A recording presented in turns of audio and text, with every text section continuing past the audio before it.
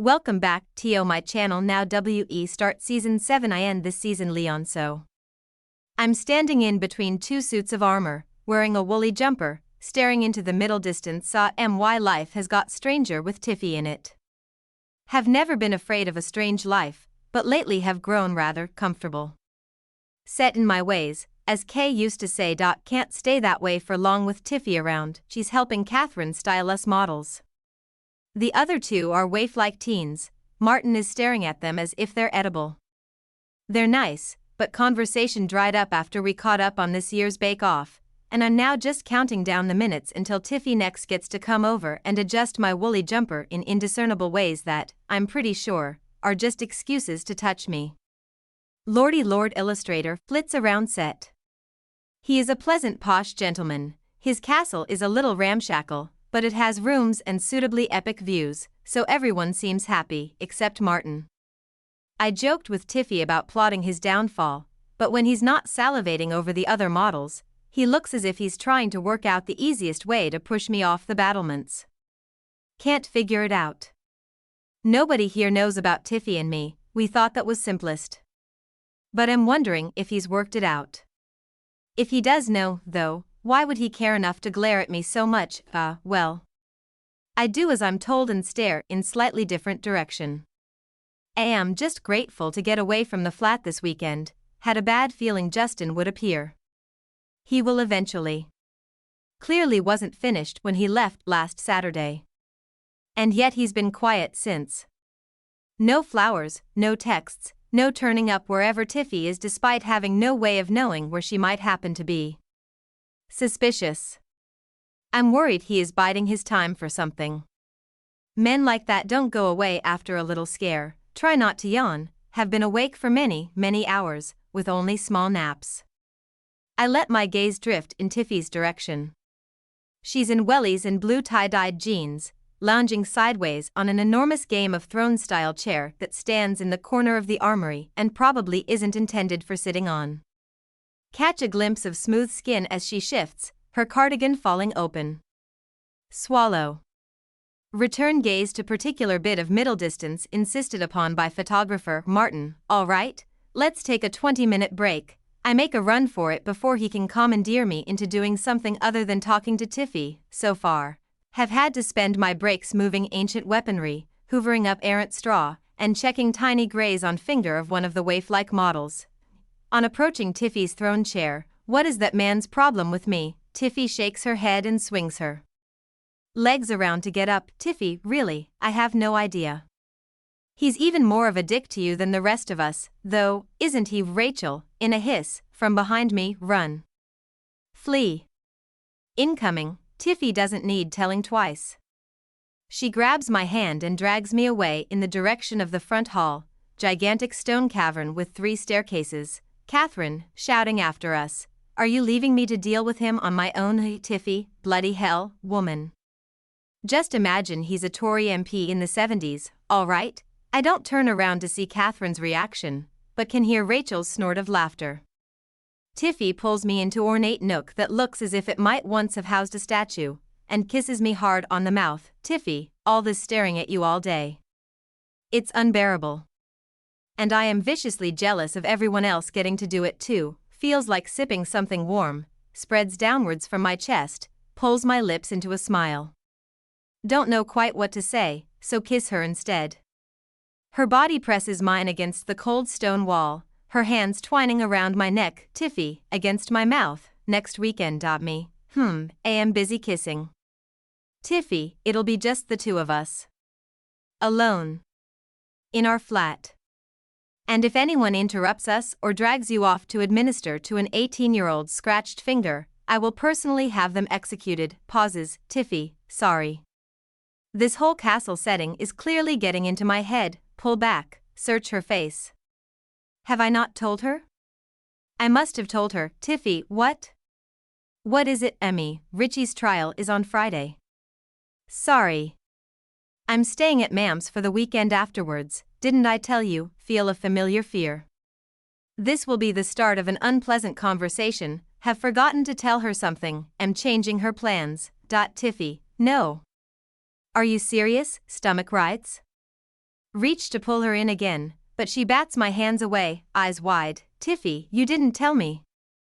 Leon, I didn't know. I'm so sorry, but Catherine's book launched. I'm confused now. Why is she sorry? Tiffy, I wanted to be there, but it's Catherine's book launch on the Friday. I can't believe this. Will you tell Richie to call when I'm in the flat, so I can apologize properly? Me. For what? Tiffy rolls her eyes impatiently. Tiffy, for not being able to come to his appeal. Stare at her. Blink a bit. Relax as I realize she is in fact not angry with me. Me. Never would expect. Tiffy, are you joking? You didn't think I was going to be there? It's Richie. Me. You really wanted to come. Tiffy, yes, Leon. I really wanted to come. Poke her in the cheek with one finger. Tiffy, already laughing. Ow. What was that for? Me, you're real? A real-life human female. Tiffy, yes, I'm real, you idiot. Me, implausible. How are you so nice, and also very pretty? You're a myth, no? You'll turn into an ogre at stroke of midnight. Tiffy, stop it. Bloody hell, you have low standards. Why shouldn't I want to come to your brother's appeal? He's my friend too. I actually spoke to him before I spoke to you. I'll have you know. Me, I'm glad you didn't meet him first. He is much more attractive than me. Tiffy wiggles eyebrows. Tiffy, is that why you didn't mention the appeal date? Scuff feet. Thought I'd told her. She squeezes my arm. Tiffy, it's all right. Honestly, I'm just teasing. Think of the months of notes and leftover dinners, the never knowing her. Feels so different now I've met her. Can't believe I wasted all that time, not just those months, but the time before that, the years of dawdling, settling, waiting. Me, no, I should have told you. We should get better at this. We can't keep relying on snatching days together as and when. Or on colliding by accident. I pause, testing a thought. Could switch to the occasional day shift? Stay in the flat one night a week? Open my mouth to suggest it, but Tiffy's eyes have gone wide and serious, almost nervous, and I freeze, suddenly sure it's the wrong thing to say. Then, after a moment, Tiffy, brightly, how about a calendar on the fridge, right? That's probably more appropriate, it's early days. I am being far too keen, glad I didn't say anything now. Tiffy eyes stare up at the very distant, very spiderwebby ceiling. It's absolutely bloody freezing in here, even under a duvet and 3 blankets, with Rachel's body heat to the left of me like a person-shaped radiator. Today has been an extremely frustrating day. It's unusual you get to spend an entire 8 hours staring at the person you fancy. If we're honest, most of my day has been spent fantasizing about all of the other people in this castle being vaporized, leaving just me and Leon naked. The vaporizer also took our clothes. With many exciting places to have sex in, I'm still clearly a mess about Justin, and as things progress with Leon I can feel nice scary tilting towards scary a little more often. When Leon started talking about making more time for each other, for instance, the panicky trapped feeling tightened right in again. But beneath that, when I'm thinking clearly, I have such a good feeling about Leon. He's where my mind goes when I'm feeling my best. He makes me even more determined to get over what happened with Justin because I don't want to be carrying the weight of that with Leon. I want to be light and footloose and fancy-free. And naked. Stop it, Rachel mumbles into her pillow. Stop what? I hadn't realized she was awake, or I'd have had that whole little thought episode out loud. Your sexual frustration is making me tense, Rachel says, turning over and dragging as much of the duvet as possible with her. I cling on and yank it back an inch or two. I'm not frustrated, please. I bet you've just been waiting until I go to sleep so you can hump my leg. I poke her with a very cold foot. She yelps. My sexual frustration cannot be stopping you sleeping, I say, conceding the point. If that was possible, nobody would ever have been able to sleep in Victorian times. She turns over to squint at me. You're weird, she says, rolling away again. Go sneak out and find your boyfriend. He's not my boyfriend, I say automatically, the way you learn to from the age of 8, your special friend. Your beau. Your squeeze. I'm going, I hiss at her, throwing back the duvet. Hannah is gently snoring on the other bed. She actually looks like quite a nice person while she's sleeping, but then it's hard to look bitchy when you're drooling into your pillow. Leon and I have come up with a plan to see each other tonight. Martin has for some irritating reason moved Leon into a double room, sharing with the cameraman, which means we can't sneak into bed together. But, with Hannah and the cameraman fast asleep, there's no reason why we can't slip out and go for a castle adventure. The idea was that we'd each get some rest, and then meet at 3 in the morning, but I've been too excited to sleep. Still, just woken up is nowhere near as good a look as Hollywood would have you believe, so it's probably a good job I've been lying here awake for hours thinking inappropriate thoughts. Hadn't counted on it being this bloody freezing though. I'd imagined I'd wear just my underwear and a dressing gown. I brought sexy negligee-style underwear and everything, but right now I'm in fleece pajama bottoms, woolly socks, and 3 jumpers, and there's no way I'm taking these off. So I just slick on some lip gloss, give my hair a ruffle, and ease the door open. It creaks so much it borders on cliché, but Hannah doesn't wake. I slip out of the door as soon as it's just about wide enough, and pull it closed behind me, wincing at all the groaning noises. Leon and I are meeting in the kitchen, because if anyone finds us there we've got a good excuse. Given the number of biscuits I consume at work, nobody will have trouble believing that I need a midnight snack. I power walk down the carpeted hall, keeping a close eye on the rooms that line the corridor in case anyone else is up and about to spot me. Nobody. The power walking is warming me up a bit, so I take the stairs at a jog too, and by the time I arrive in the kitchen I'm slightly out of breath. The kitchen is the only bit of the castle that looks loved. It's been redone recently, and, to my absolute delight, there is an enormous aga at the far end. I plaster my body against it like a girl who's found a former One Direction member in a nightclub and doesn't plan on leaving without him. Should I be feeling this jealous? Leon says from behind me. I look over my shoulder. He's standing in the doorway, his hair freshly smoothed back, in a loose t-shirt and jogging bottoms. If your body heat is higher than this aga's temperature, I'm yours, I tell him, turning to warm my bum and the back of my legs. And to get a better look at him, he closes the space between us, casual, unhurried. There's this understated confidence to him sometimes. He doesn't show it much, but when he does it's impossibly sexy. He kisses me and I get even warmer. Did you have any trouble sneaking out? I ask, breaking away to push my hair back over my shoulders. Larry the cameraman is a very heavy sleeper, Leon says, finding my mouth again and kissing me slowly. My heart is already thundering. I feel a little dizzy, as if all the blood that usually hangs around in my head has decided it has other places to be.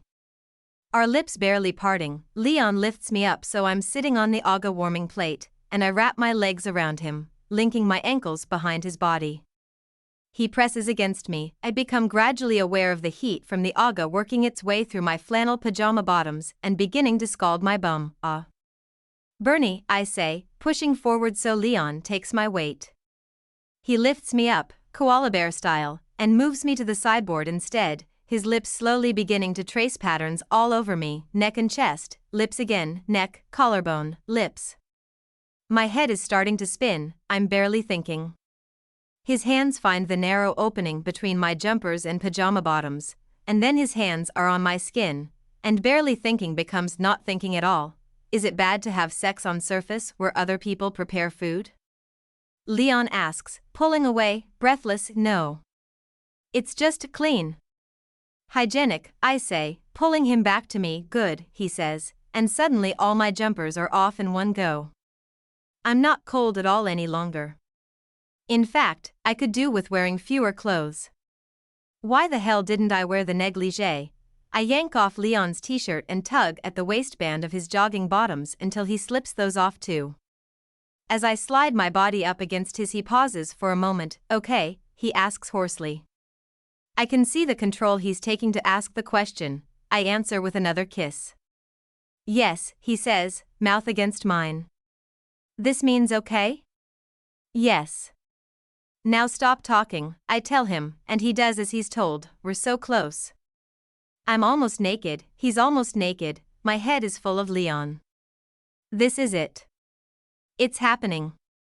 My inner, sexually frustrated Victorian almost weeps with gratitude as Leon pulls me towards him by the hips so I'm pressed up against him, his body back between my legs, and then, there it is.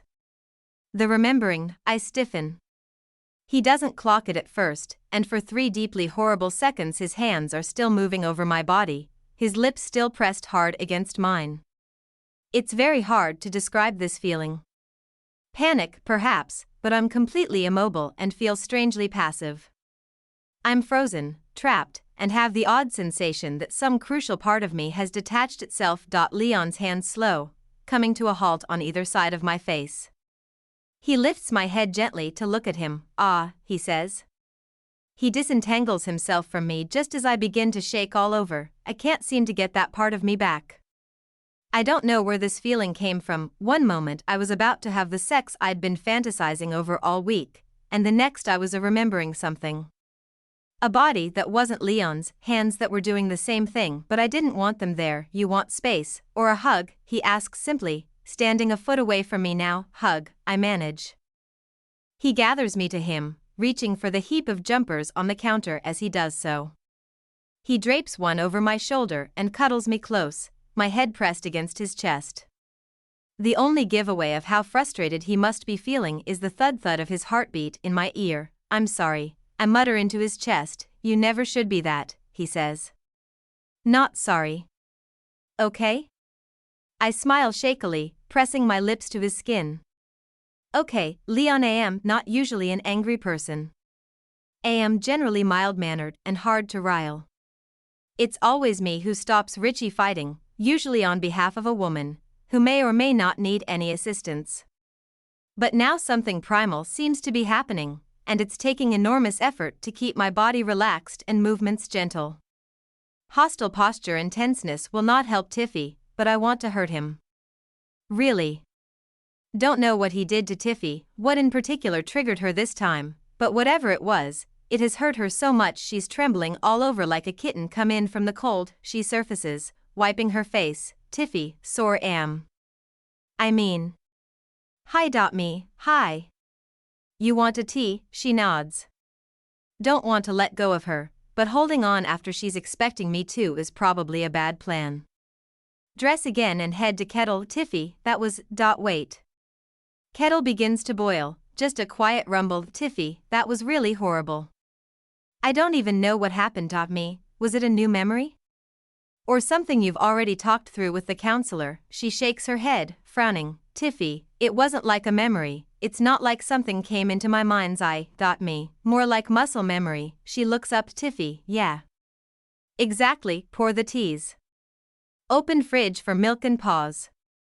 It's filled with trays of little pink cupcakes iced with F and J. Tiffy pads over to join me, sliding an arm around my waist. Tiffy, you. These must be for the wedding happening after we leave. Me. How closely do you think they paid attention to the quantity? Tiffy laughs. Not quite a full laugh, and a little wet with tears, but still good. Tiffy, probably very. Although there are so many. Me, too many. I'd estimate 300. Tiffy, nobody invites 300 people to their wedding. Unless they're really famous, or Indian. Me. Is it a famous Indian person's wedding? Tiffy, Lordy Lord illustrator didn't explicitly say so. Pinch 2 cupcakes and give one to Tiffy. Her eyes are still a little pink from crying, but she's smiling now, and eats the cupcake in almost one bite. Suspect she needs sugar. We eat in silence for a while, moving to lean against Aga side by side. Tiffy, so, in your professional opinion. Me, as a palliative care nurse. Tiffy, as a vaguely medical person. Oh, no. These conversations never go well. People always assume they teach us all the medicine in the world at nursing school, and that we remember it 5 years later. Tiffy, am I going to freak out like this every time we're about to have sex? Because that is literally the most depressing thought ever. Me, carefully, I suspect not. May just take some time to work out triggers and how to avoid them until you feel safer. She looks at me sharply. Tiffy, I'm not. I don't want you to think he never, hurt me. Would like to dispute that. Seems he has hurt her rather a lot. But it's definitely not my place, so I just go and fetch her another cupcake and hold it up for her to bite. Me, I'm not presuming anything. Just want you to feel better. Tiffy stares at me, then, from nowhere, pokes me in the cheek. Me, with a yelp. Hey, cheek poke is a lot more startling than I'd realized when I did it to her earlier. Tiffy, you're not real, are you? You're implausibly nice. Me, I am not.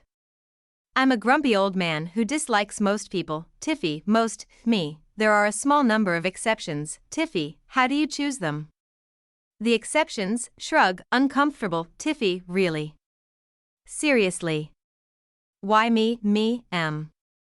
Well, I suppose. There are some people I just feel comfortable with. Not many. But you were one before I even met you. Tiffy looks at me, head tilted, eyes holding my gaze for so long I twist on the spot, itching to drop the subject. Eventually she leans forward and kisses me slowly, tasting of icing. Tiffy, I'll be worth the wait. You'll see. As if I'd ever doubted it. Leon. The weekend comes and goes in a blur of guilty pleasure. Tiffy barely leaves my arms, except to go for coffee with Gertie, and Mo was right that we'd have a few triggers to work around. Briefly lost her to a bad memory on Saturday morning, but I'm already learning how to help bring her back again. Is rather satisfying. She's definitely more nervous about Justin than she's letting on. Came up with elaborate heavy milk buying ruse to get me to come and meet her at the coffee place and walk her back here. The sooner we can get that restraining order sorted, the better. I fixed a chain on the door while she was out and mended the balcony door, just to be doing something. Got Monday off, so walked Tiffy to the tube and then cook myself an elaborate fry-up involving black pudding and spinach. Sitting still alone is not good. Odd, normally I'm all for lonesome sitting. But when Tiffy is out, I feel her absence like a missing tooth. Eventually, after much pacing and not looking in the direction of my phone, I call my mother. Ma'am, Leon? Sweetie? Are you okay? Me, hi, ma'am. I'm fine. Sorry for walking out like that on Friday, ma'am, it's okay. We were all upset, and what with your new girlfriend marrying that other guy. Oh, Lee, you must be heartbroken. Ah, of course, who would have filled ma'am and named me? It was a misunderstanding. Tiffy has a bad news sort of ex-boyfriend. That was him. She didn't actually say yes to marrying him, he just tried to force her into it. Dramatic, soap opera style. Gasped down the phone. I try very hard not to find it annoying. Ma'am, poor little thing. Me, yes, well, she's doing fine, ma'am. Have you gone after him? Me, after him, ma'am, the ex. After what he's done to your Tiffy. Me, what are you suggesting, ma'am? I decide not to give her time to answer. Me, we're looking into getting a restraining order, ma'am. Oh, sure, those are great. Awkward pause. Why do I find these conversations so difficult, ma'am? Leon, wait. Fidget. Look at the floor, ma'am. Leon, I'm sure your Tiffy's nothing like me. Me, what, ma'am, you were always a sweetheart about it, not like Richie with all his screaming and running off and all, but I know you hated the men I dated. I mean, I hated them too, but you hated them right from the start. I know I set a terrible example. I feel deeply, profoundly uncomfortable. Me, ma'am, it's fine, ma'am, I really am getting sorted now. Lee. Me, I know. And it wasn't your fault, ma'am, you know, I think I nearly believe that. Pause. Thinked, I nearly believe that too. Who'd have thought? You say something true enough times, you try hard enough, and maybe it sinks in. Me, love you, ma'am, oh, sweetheart. I love you too. And we'll get our Richie back, and we'll look after him, won't we? Like we always have. Me, exactly. Like always. It's still Monday. Monday is interminable. I hate days off. What do people do on days off? I just keep thinking trial, hospice, Justin, trial, hospice, Justin. Even warm fuzzy Tiffy thoughts are struggling to keep me afloat now. Me, hi, Gertie, it's Leon. Gertie, Leon, there is no news. The judges have not called us back for a verdict. If the judges call us back for a verdict, I will call you, and then you will know about it. You do not need to call me to check in. Me, right? Sure. Sorry, Gertie, relenting, I suspect it will be tomorrow. Me, tomorrow. Gertie, it's like today, but +1. Me, today +1. Yes, Gertie, don't you have a hobby or something? Me, not really. Sort of just work all the time, generally, Gertie. Well, you live with Tiffy. There will be no shortage of hobby-related reading material. Go read a book about crochet or building things out of cardboard or whatever at me. Thanks, Gertie, you're welcome. And stop calling me, I am very busy. She hangs up. It's still a little unnerving when she does that. No matter how many times you've endured it, Tiffy, I can't believe Martin had the guts to come into work. I always had him down as a coward, but actually, of the two of us, I seem the most nervous about facing him. It's like talking to Justin by proxy. Which is frankly terrifying, no matter how much I tell Leon I'm feeling fine. Martin, on the other hand, is swanning about as usual, gloating about the success story of the party. I guess he probably doesn't know I know yet. He's yet to mention the proposal, I notice. Nobody in the office has.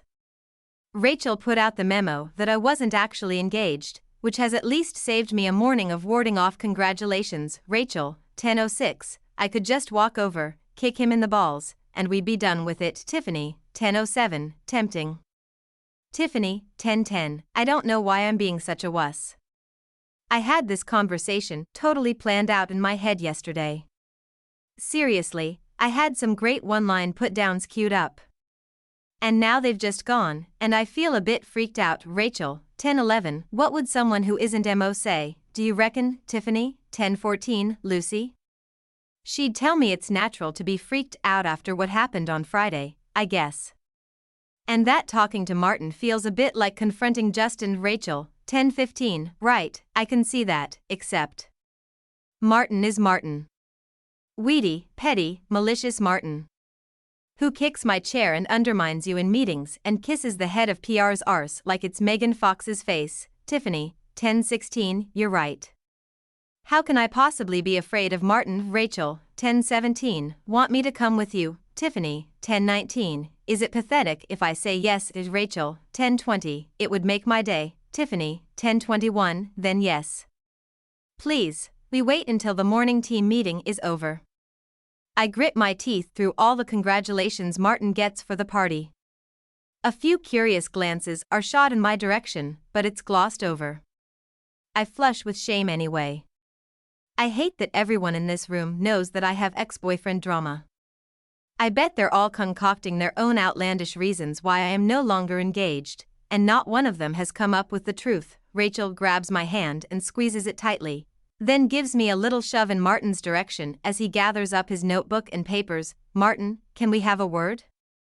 I say, not a great time, Tiffy, he says, with the air of a very important person who rarely has time for spontaneous meetings. Martin, mate, either you step into this meeting room with us or we adopt my plan, which was kicking you in the balls right now in front of everyone, Rachel says. A flash of fear crosses his face, and my anxiety evaporates. Look at him. He suspects we know now, so he's backpedaling. Suddenly I can't wait to hear what crap he comes up with. Rachel herds him into the only free meeting room with a door and clicks it shut behind us. She leans back against it, arms folded. What's this about? Martin asks. Why don't you hazard a guess, Martin? I say. My voice comes out surprisingly light and pleasant. I really have no idea, he blusters. Is there a problem? If there is, how long will it be before Justin is informed of it? I ask. Martin meets my gaze. He looks like a cornered cat. I don't know what he tries, Justin told me. He's fickle like that. Martin sags. Look, I was trying to help you out, he says. He got in touch about our flat back in February, saying he was helping you look for a place, and made a deal with us so we could offer you our spare room for $500 a month back in February? Bloody hell, how did he even know who you were? We've been friends on Facebook for ages. I think he added me when you guys first got serious. At the time I figured he was checking out the guys you work with, you know, the protective type. But I posted the ad about the flat on there and that's how he got in touch. How much did he offer you? He said he'd pay the difference, Martin says. Hannah and I thought it was sweet of him. Oh, that's Justin, I say through gritted teeth, and then when you didn't take the room, he seemed so down. We got chatting when he popped around to discuss the arrangement, and then he asked if I could drop him a line every now and again, just letting him know how you are and what you're up to so he doesn't worry, and that didn't strike you as, I don't know, creepy? Rachel asks, no. Martin shakes his head. It didn't seem creepy. And he wasn't paying me or anything. The only time I took money from him was to get Tasha Chai Latte to come and film, okay? You took money from him for stalking Tiffy?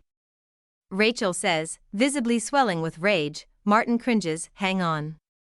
I hold my hands up. Go back to the start. He asked you to let him know where I was every now and then. So that's how he knew I'd be at that book launch in Shoreditch, and how he knew I'd be on the cruise ship? I suppose so, Martin says. He shifts back and forth on his feet like a child who needs the toilet, and I find myself starting to feel a little sorry for him, which I immediately quash because the only thing getting me through this conversation is rage, and the trip to Wales for the shoot. I say. Martin visibly starts to sweat. He rang me about that one after I texted him to say where you'd be. I twitch. It's so creepy I want to go and shower immediately. And he asked about the guy you'd be bringing to help out with the modeling. I gave him the physical description you'd given me. He went all quiet and sounded really upset. He told me how much he still loved you, and how he knew this guy and he was going to ruin everything, so you spent the whole weekend running interference. I thought I was helping. Well, you sucked at it anyway, because we sneaked off and made out in the kitchen at 3 a.m, so I say, in danger of losing the higher ground. There, Tiffy, Rachel says, right. So, you debriefed Justin when we got back? Yeah.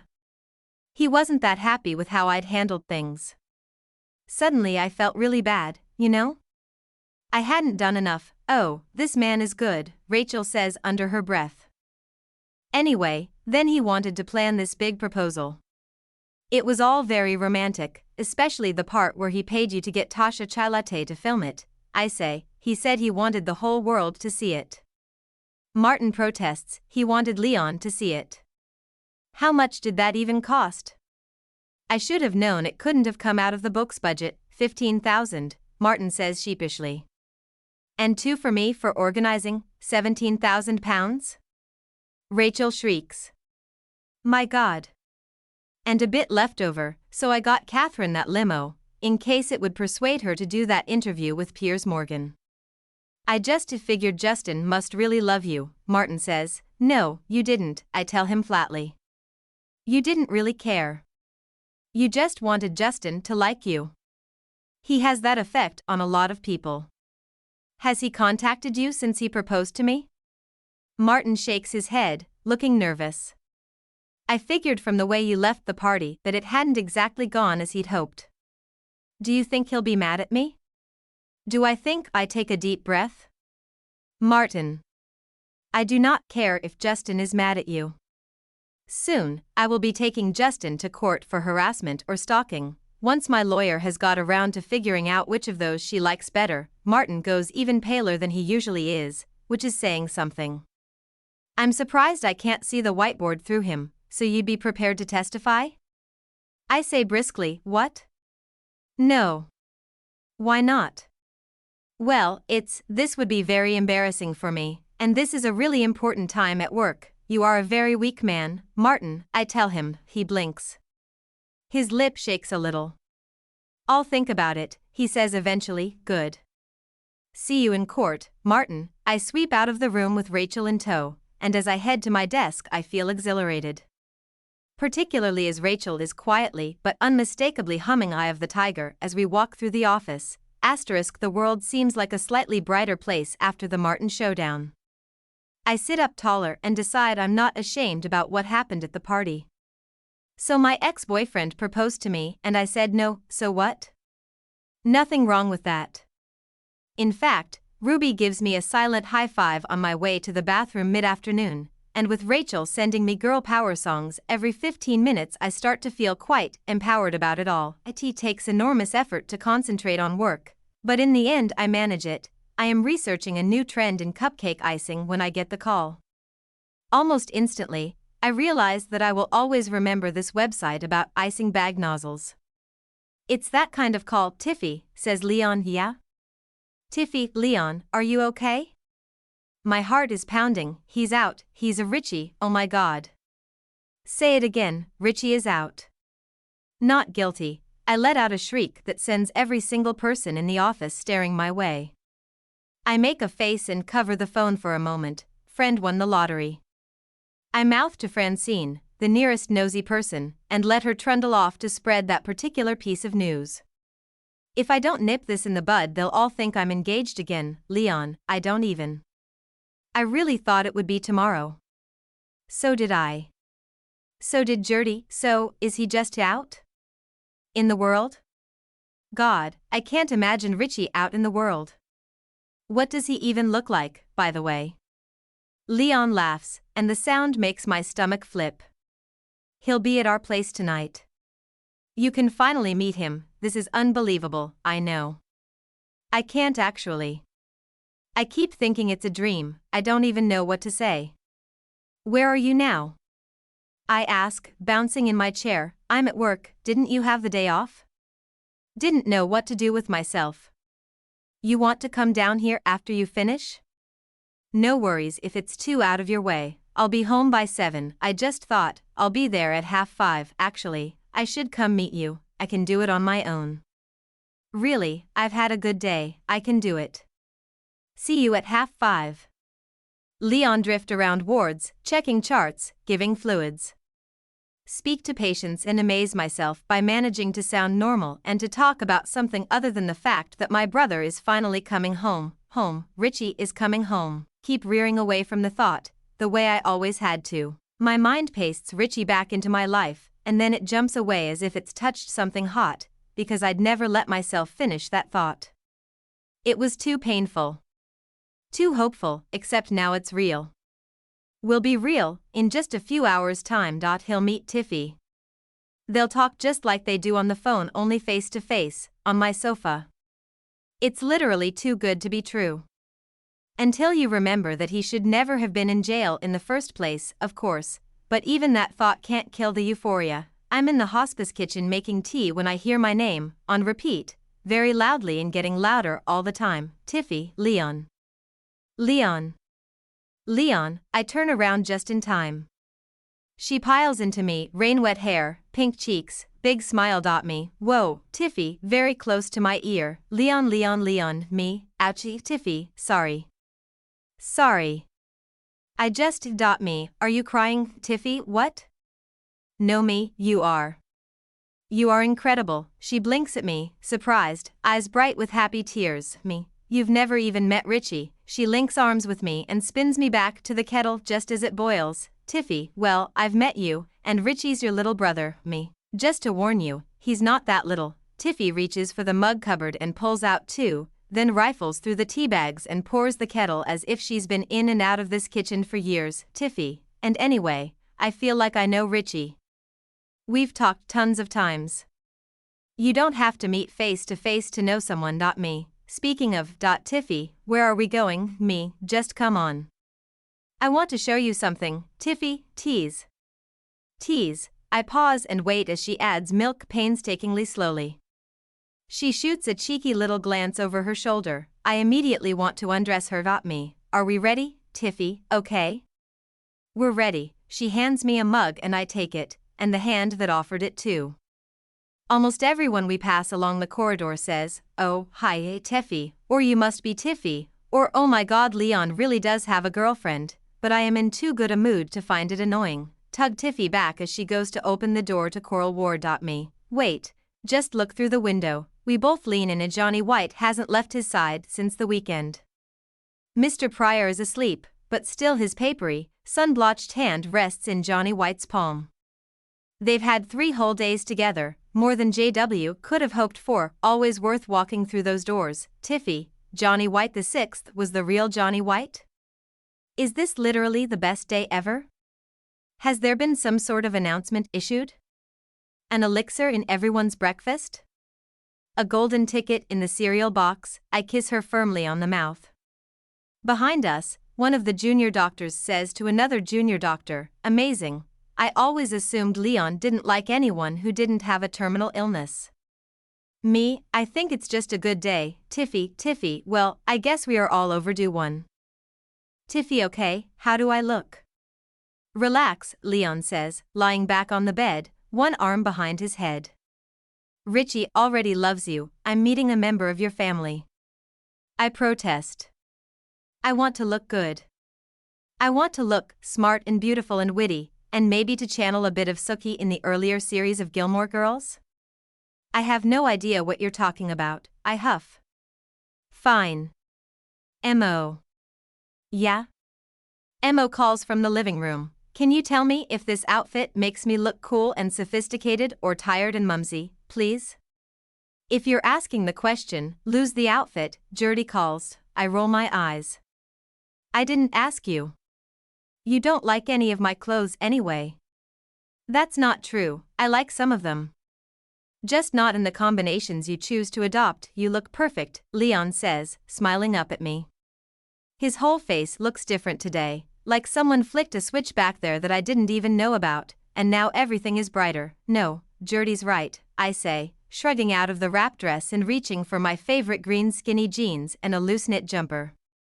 I'm trying too hard, you're trying just the right amount, Leon tells me as I hop on one leg, pulling up the jeans. Is there any statement I could say this evening that you wouldn't automatically agree with?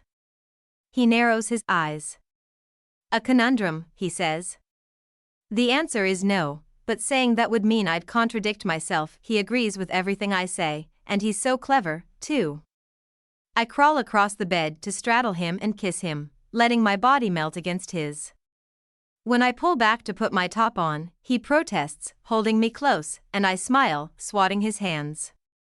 This outfit, even you must admit, is not appropriate, I point out. The buzzer for the building door goes off 3 times, and Leon jumps up so quickly that I'm almost thrown off the bed. Sorry, he calls over his shoulder as he heads to the door. I hear M.O. or Gertie lift the receiver to let Richie up into the building. And my stomach flips as I yank on the knitted jumper and run my fingers through my hair. I wait to hear Richie's voice at our front door, hanging back to give him and Leon the moment they've been waiting for. Instead, I hear Justin. I want to talk to you, he says. Oh. Hello, Justin, Leon says. At this point, I notice that I'm already hugging my arms close to myself and tucking my body in against the wardrobe so nobody who leans in to check the flat will see me in the bedroom doorway, and I suddenly feel like screaming. He does not get to come here and do this to me. I want him gone, really gone, not just out of my life, but out of my head as well. I am done with cowering behind doors and feeling frightened. Well, I'm not, obviously, because you don't get over shit like this that quickly, but temporarily I am done with it and I'm going to make the most of this current wave of crazy angry confidence. I round the corner. Justin is squared up in the doorway, broad, muscled and visibly angry. Justin, I say, moving to stand beside Leon until I'm only a few feet from Justin. I rest a hand on the door, ready to slam it closed. I'm here to talk to Leon, Justin says shortly. He doesn't even look at me. I recoil despite myself, my confidence instantly drained. If you're thinking of proposing to me too, the answer's no, Leon says pleasantly. Justin's hands bunch into fists at the joke. He starts forward, body coiled, eyes flashing. I flinch. Watch that foot, Justin, says Gertie sharply from behind me. If it gets any closer to being inside this flat, your lawyer will have a lot more to talk to me about. I watch the thought hit Justin, see him reevaluate. I don't remember your friends being this interfering when we were together, Tiffy. He snarls the words, and my heart thunders in my chest. I think he's drunk. That is not good. Oh, we wanted to be, M.O. says. I take a deep, shaky breath. Leaving me was the best thing you ever did for me, Justin, I say, doing my best to stand as squarely as he is on the other side of the threshold. We're done. That's it. Leave me alone. We're not done, he says impatiently. I'm getting a restraining order. I choke out before he can say anything else. No, you're not, Justin scoffs. Come on, Tiffy. Stop being such a child. I slam the door in his face so hard everyone jumps, including me. Fuck. Justin yells from the other side of the door. and then there's the sound of a fist being rammed into the door and the handle rattles hard. I let out a little whimper despite myself, backing away. I can't believe I just slammed the door in Justin's face. Police, Leon mouths at us. Gertie flicks on her phone and dials the number, reaching with her other hand to clasp my fingers tightly. Mo is at my side in moments, standing at my shoulder as I watch Leon slip the new chain across and lean his weight against the door. This is so fucking crazy, I say weakly. I can't believe this is happening, let me in. Justin roars from the other side of the door. Police, Gertie says into the phone. Justin hammers with both fists on the door, and I think of how he pressed his finger against the buzzer all those weeks ago, how he wouldn't let up until Leon opened the door. I swallow. Each bang seems louder than the last, until I feel like they're right in my ears. My eyes are wet with tears. Gertie and Mo are all but holding me up. So much for being done with feeling frightened. As Justin roars and rages on the other side of the door, I watch Leon, face drawn and serious, as he looks around for other ways to barricade us in. To my left, Gertie answers questions on the phone, and then, suddenly, all the madness and noise stops. Leon gives us a questioning look, then checks the handle. The door is still locked. Why's he stopped? I ask, gripping Gertie's hand so tightly I can see my fingers going white. He's stopped banging on the door, Gertie says into the phone. I hear a tinny voice respond. She says he may be trying to find a way to break down the door. We should move into another room. Step away from the door. Leon, wait, Leon whispers, leaning to listen to what's going on outside in the corridor. His face breaks into a grim smile. He gestures for all of us to come closer. Tentative, with shaking knees, I let Mo lead me to the door. Gertie stays back, speaking quietly into her phone. You'd love prison, Justin, says a warm voice on the other side of the door, with an unmistakable accent. Really? Loads of guys like you there, Richie? I whisper. But, he mustn't, we've just got Richie out of prison. A fight with Justin will not end well for Richie, even if in the short term it means getting him out of the building. Good point, Leon says, eyes widening. He reaches to unlock the door, and I notice his hands are shaking slightly too. From the sounds of their voices, Richie seems close to the door, and Justin further away, towards the stairs, but still. I scrub my eyes fiercely. I don't want Justin to know what he does to me. I don't want to give him that power. Justin makes a rush for us as Leon swings the door open, but Richie pushes him nonchalantly, and Justin stumbles into the wall, swearing, as Richie steps inside and Leon pulls the door closed quickly behind him. It's over in a couple of seconds. I barely have time to process the look on Justin's face as he lunged towards me, desperate to force his way in through the door. What's happened to him? He was never like this. Never violent. His anger was always tightly controlled. His punishments were clever and cruel. This is messy and desperate. Nice bloke, your ex, Richie says to me with a wink. Serious case of the red mist going on out there. He's going to regret punching the door so much in the morning, I can tell you that. He chucks a spare set of keys down on the sideboard. That must have been how he got inside the building without buzzing. Blink a few times and take a proper look at him. No wonder Justin went quiet when Richie turned up in the corridor. He is enormous. 6'4" at least, and the kind of muscular that only happens when you've got nothing to do with your time except exercise. His black hair is buzzed short, and there are strings of tattoos down his forearms and one curling up his neck, peeking up under the collar of his court shirt, along with a cord necklace, which I'd bet matches Leon's one. He has the same thoughtful, deep brown eyes as Leon, too, though they're a little more mischievous looking. The police will be here in 10 minutes, Gertie says calmly. Hello, Richie. How are you? Devastated to discover you have a boyfriend, Richie says, clapping Mo on the shoulder with a grin. I could swear Mo sinks an inch or so deeper into the carpet. I owe you a dinner out. Oh, don't let me stop you, Mo says hastily. Richie hugs Leon so hard I can hear their bodies colliding. Don't worry about that prick outside, he says to both of us as he pulls back. Through the door, Justin throws something, Whatever it is smashes against the wall and I wince bodily. I'm shaking all over. I have been since I first heard his voice, but Richie just gives me a friendly unquestioning smile, and it's like an echo of Leon's lopsided grin, a warm smile, the sort that makes you instantly feel more comfortable. "Pleasure to meet you in the flesh, Tiffy," he says. "And thank you for looking after my brother. I'm not sure this counts," I manage, pointing to the door as it shakes in the frame. Richie waves a hand. "Honestly, if he gets in here, he'll have to deal with me and Leon, and, sorry, man, we've not been introduced." Mo says, looking very much like the sort of man who sits in a chair and talks for a living, and has suddenly stumbled upon a scenario where this might put him at a disadvantage. "And me and Tiffy," Gertie says sharply. "What is this, medieval times? I bet I'm better at punching people than Leon. Let me the fuck in." Justin roars through the door. "He's drunk, too," Richie says cheerfully, and then he lifts our armchair and shuffles us out of the way so he can dump it in front of the door.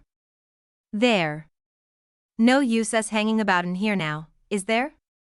Lee, balcony still where it used to be?" Yeah," Leon begins, looking slightly shell-shocked.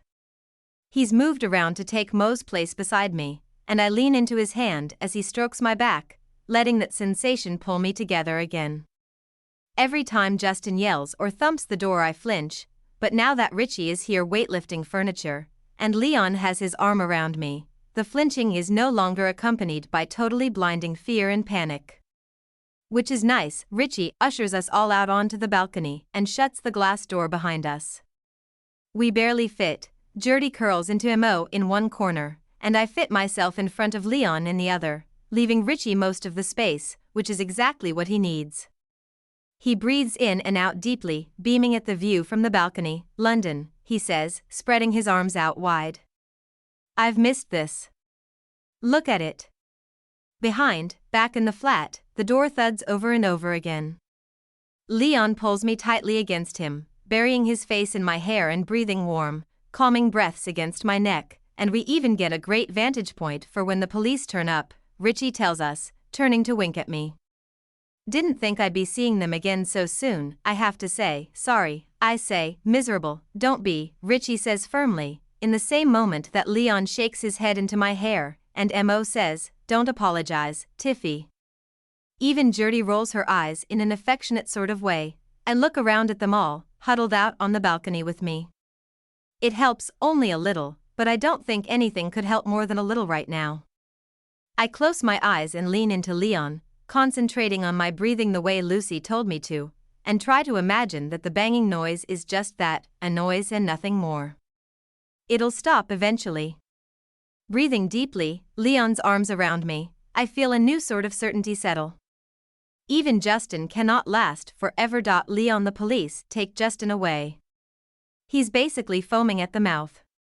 One look at him and you can see what's happened. A man who has always had control has lost it. But, as Gertie points out, this will at least make the restraining order more straightforward. Inspect the door. He's dented the wood with kicking, and chipped off chunks of paint with his fists. There's blood too. Tiffy turns her head aside as she sees it. I wonder what it can possibly feel like, seeing that, after everything she's been through. Knowing that she loved this man, and that he loved her, in his way. Thank God for Richie. The man radiates joy tonight.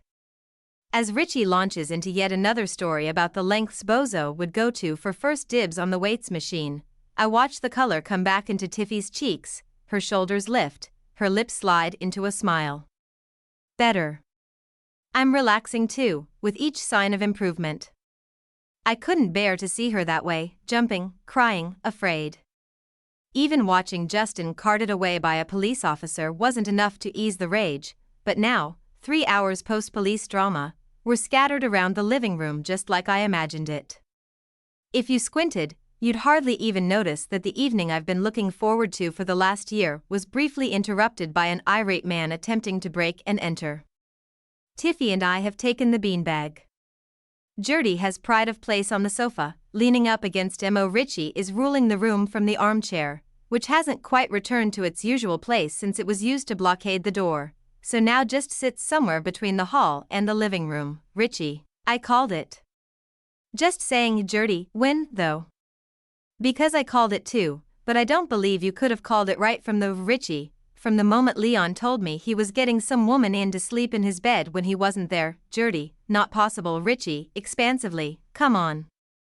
You can't share a bed and not share anything else, if you know what I'm saying, Gertie. What about Kay? Richie waves a hand dismissively, Richie, Kay, Tiffy, come on now, Richie. Oh, she was sweet enough, but she was never right for Leon. Me. To Gertie and Mo, what did you think at the start? To Tiffy, oh God, don't ask them that, Gertie, promptly, we thought it was a dreadful idea. Mo. Bear in mind you could have been anyone, Gertie, you could have been a disgusting pervert, for instance. Richie roars with laughter and reaches for another beer. He has not had a drink in 11 months.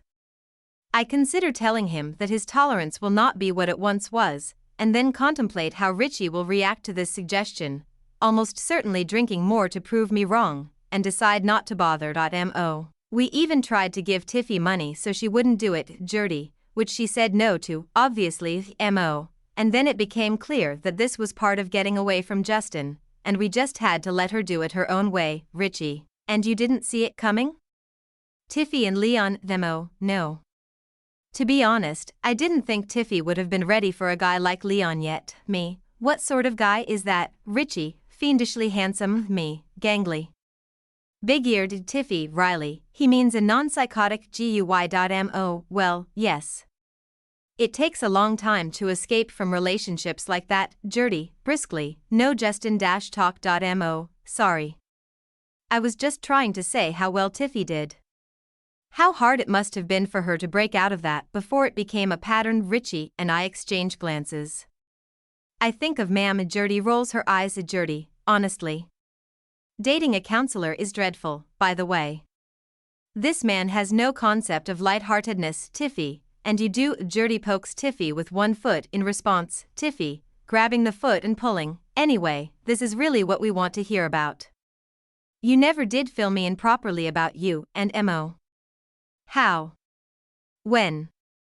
Excluding penis-related details, as discussed. Richie, me, just go with it. It's best to let the in-jokes wash over you. Eventually they start to make some sort of sense. Tiffy, just wait until you meet Rachel. Queen of the inappropriate in-joke. Richie, sounds like my kind of girl. Tiffy looks thoughtful at this, and I raise my eyebrows warningly at her.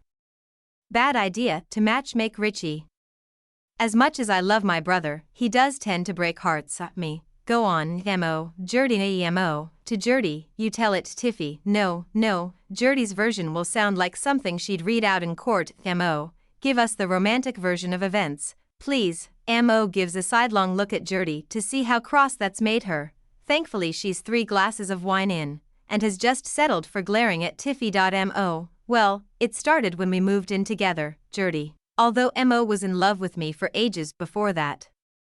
Apparently. Mo shoots her a mildly irritated look. Mo, and Gertie has liked me for over a year, she said. Gertie, in confidence. Tiffy makes an impatient noise in the back of her throat. Tiffy, and you're all loved up? Sleeping in the same bed and all that. There is a shifty sort of silence. Mo looks at his feet, uncomfortable. Tiffy smiles up at Gertie, reaching to squeeze her hand. Richie, well. Looks like I need to find myself a flatmate, don't I?